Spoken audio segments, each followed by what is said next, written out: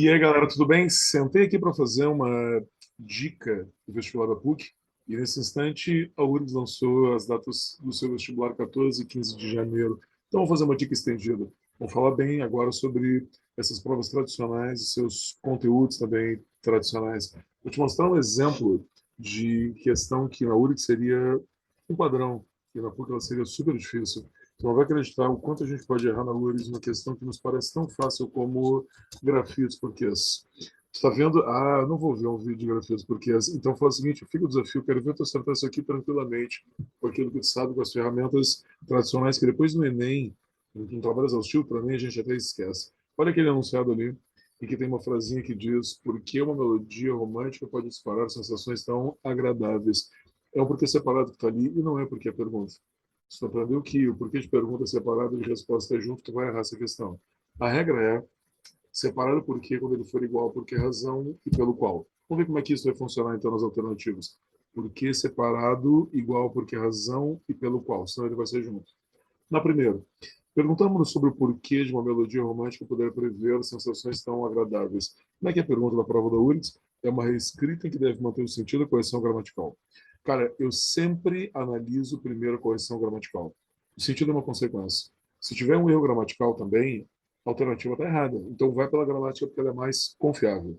Na primeira, tu está vendo o porquê. Você tem um artigo, porque está junto com o acento, ele é substantivo, então está certíssimo.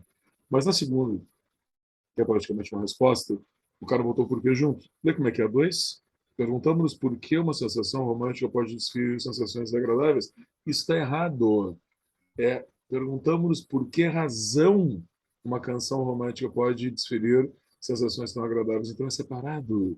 Faz o teste por que razão e pelo qual não confia em pergunta e resposta está errado. Te ensinaram isso aí? Vai no Ministério Público, na Polícia Federal, denuncia estelionato intelectual. Isso vai te fazer errar a questão. Também não te faz prestar atenção. Aí a terceira.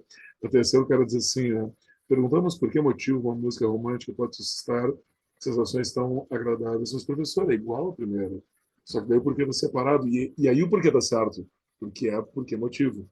Então dá um interesse, professor. Não era igual para o URGS agora.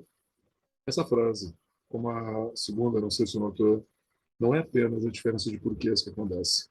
Na segunda, tem um ponto final. Isso é, como nós estamos antes, uma resposta, uma afirmação, não é uma pergunta. Então, como é que na 3, naquele ponto de interrogação, está errado? O ponto de interrogação está errado, isso não é uma pergunta. O cara te distraiu com o porquê, o cara é mágico e te ferrou na pontuação. Está errado é o ponto de interrogação.